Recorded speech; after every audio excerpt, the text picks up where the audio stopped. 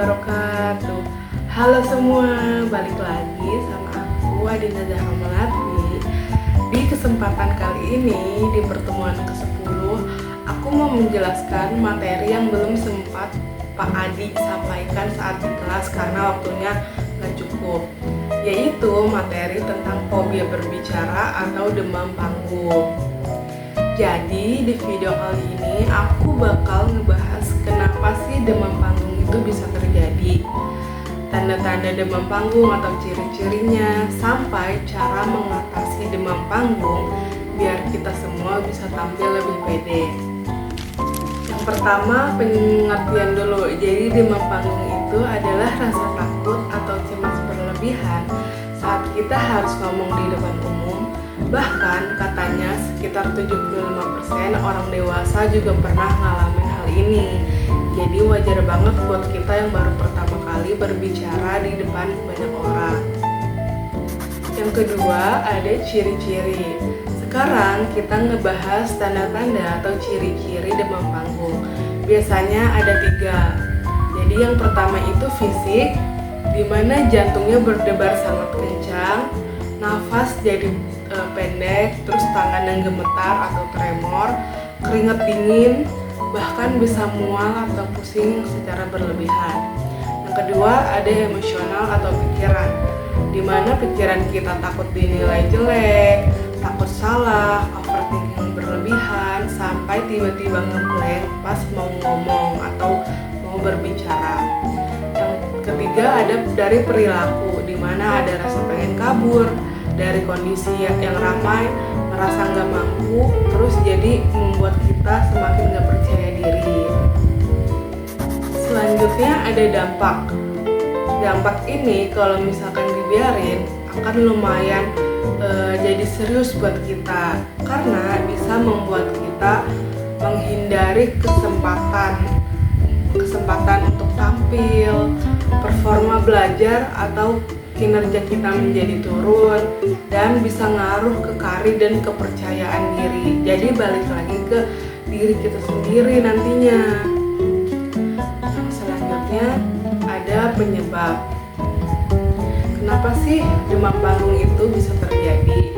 Biasanya karena adanya trauma masa lalu. Misalkan saat tampil pertama kali di depan umum, dia pernah gagal atau banyak salahnya. Kedua yaitu kurangnya persiapan, dimana dia nggak latihan secara serius.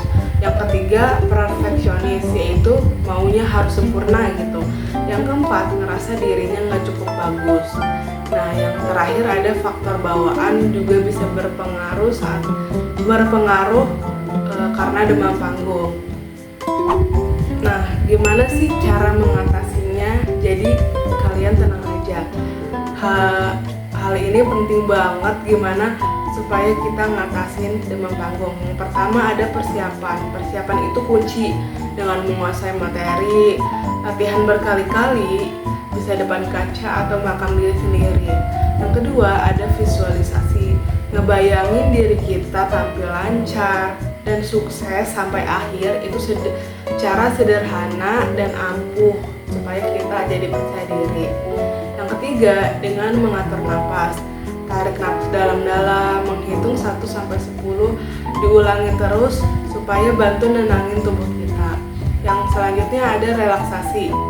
Bisa mencoba meditasi ringan atau sekedar duduk santai sebelum tampil. Selanjutnya ada mengubah mindset atau pola pikir. Daripada mikir gue pasti gagal, nggak lancar, ganti jadi gue siap, gue bisa, dan gue lancar. Selanjutnya ada fokus ke pesan, bukan ke penilaian. Anggap aja kita lagi ngobrol sama 1-2 orang yang kita kenal deket banget, bukan sama satu ruangan penuh gitu.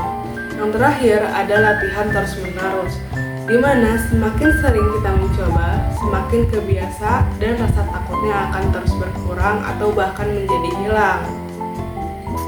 Yang terakhir ada tips simple banget supaya kita nggak demam panggung. Yang pertama, kalau misalkan kita berbicara di depan audiens, nggak berani kontak mata, lihat aja jidatnya. Nah, Yang selanjutnya ada menghindari minum kafein atau kopi sebelum tampil. Yang terakhir ada datang lebih awal biar kita nih nggak panik saat ngeliat audiens nih udah duduk gitu, udah datang, udah rame gitu. Jadi intinya demam panggung itu normal banget buat kita yang baru pertama kali tampil. Tapi bisa diatasi, kuncinya dengan latihan, persiapan, dan juga lebih percaya diri.